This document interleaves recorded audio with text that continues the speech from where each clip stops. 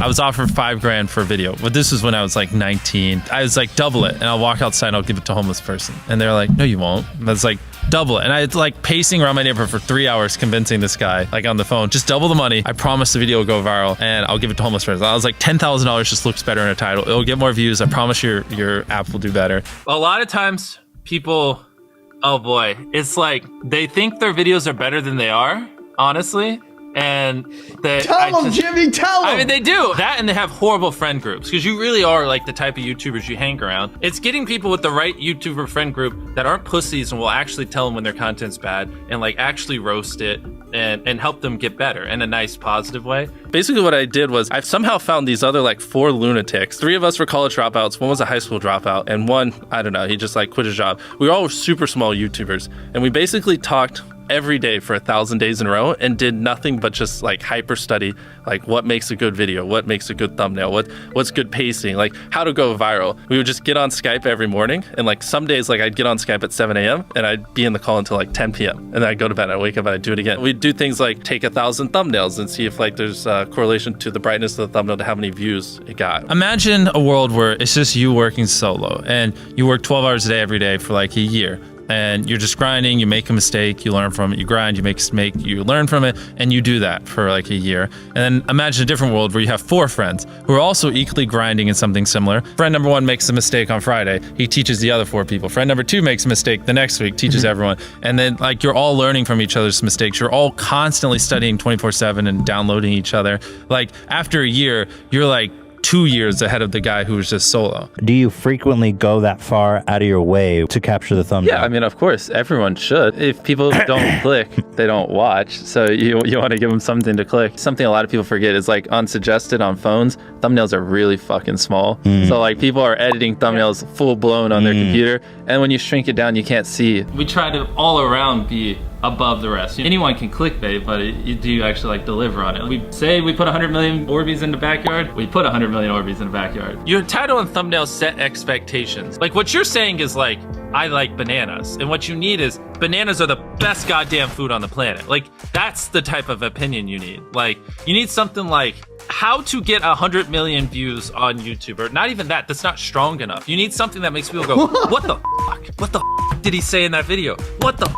I need to know. At the very beginning of the video, to minimize drop-off, you want to assure them that those expectations are being met. If you're putting 1 million Orbeez in a pool, don't start the video with you shopping for, you know, your mom's birthday present. At the beginning of the video, just say, this is 100 million Orbeez. We're gonna fill this pool and this entire backyard with them. Match the expectations, and then you want to exceed them. So you want to assure people that what they clicked on is what they're getting, and then blow their mind and be like, but you're also getting even more. Anytime you say the word algorithm, just replace it with audience. The algorithm didn't like that video? No, the audience didn't like that video. If I wasn't retaining a viewer, just would it make sense for you to promote it? Why would you promote a 10-minute video that people watch on average a minute and a half? I mean, every video, even the stupid ones, I learned something, you know, and that's something I try to make a very big point of, is like, no matter how bad we mess up, like we sometimes have videos that have horrible retention. It's just like, as long as you learn from it, it's not the end of the world. Every YouTuber says it. It's like, no one will ever be able to replicate my style. I gotta edit it. But newsflash, someone can. It's actually not as difficult as you think. It was good that I got a really strong foundation on how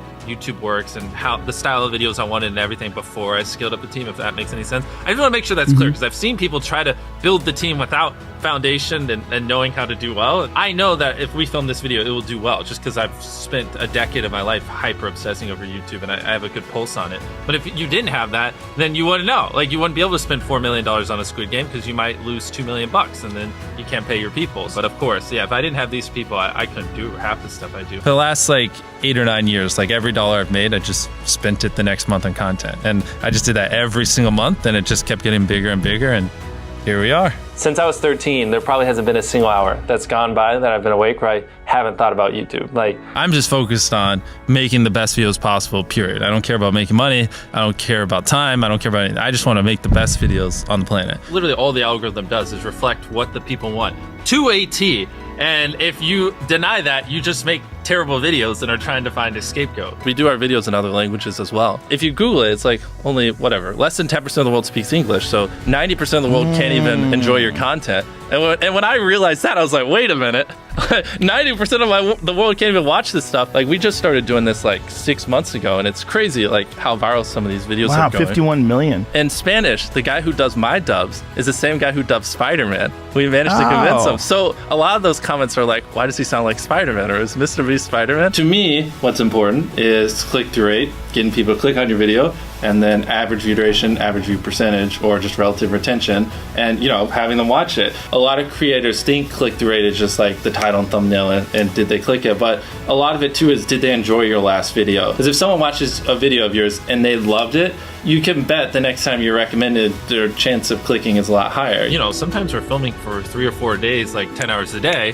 30, 40 hours of filming plus months of setup, whereas most creators probably film for a couple hours and set up for a day. Outside of just filming, we brainstorm video ideas, relentlessly, hours every day. By always doing all those things, it just distinctively sets it so far apart that it's basically, in my head, it's like, why would you not watch it? Viewers aren't stupid. They can tell when you half ASS, I don't know if I'm allowed to curse, a video, or if you really put in effort. And if they can tell you're putting in a lot of effort, they're gonna be more likely to click on future videos. And that snowballs. And because once you build that trust, they get to a point where it doesn't matter what you upload. They just know it's high effort and they just know it's great. And they're just conditioned just to watch because you have a good track record. And so with filming, it's just like trying to make sure we're doing everything we can, no matter how expensive it is, no matter how much time it takes, to make the best video possible. A lot of people, if they gave away 100 grand, they would make a huge deal about it. But sometimes we're just like, yeah, here's 100 grand. Thanks for watching, bye. Doing it that way makes it more fun and just more interesting. So I like to keep a little bit of it mysterious because I think that's what people enjoy. A lot of people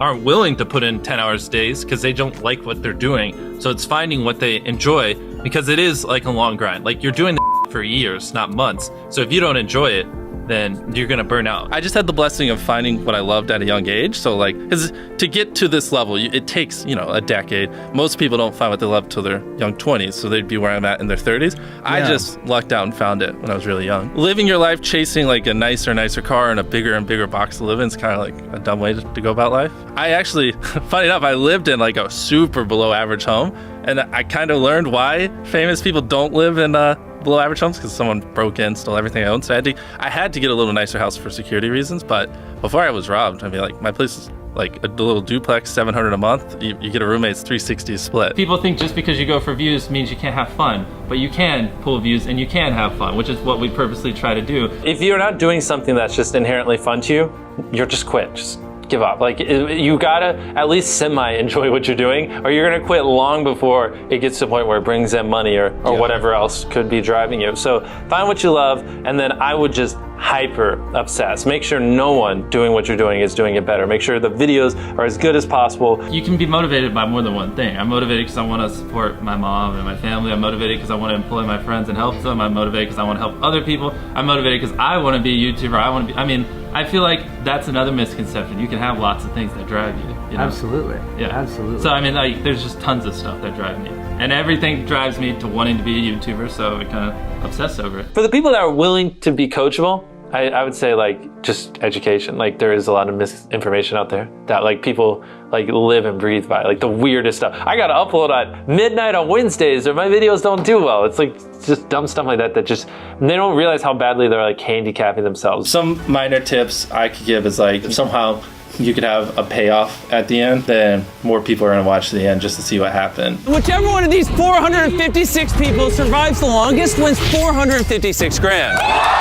Cut out all dull moments, try not to over-explain things. If a camera just sits on me and I'm just talking for 20 seconds, it doesn't hold retention as well as, maybe me talking and other footage popping up. It's much easier to get 5 million views on one video than 50,000 views on 100 videos. It takes way less effort to get 5 million views on one video. Back then, which I think small YouTubers should do, is I would reply to every single comment. And so I think a few people caught on that I would always reply. And so some people would just be like, I wonder how long it'll take for him to reply. So that was a lot of my comments when I was smaller, but at least it kept him coming back. And your analytics, and most of you probably know this, audience retention. You can see where people click off.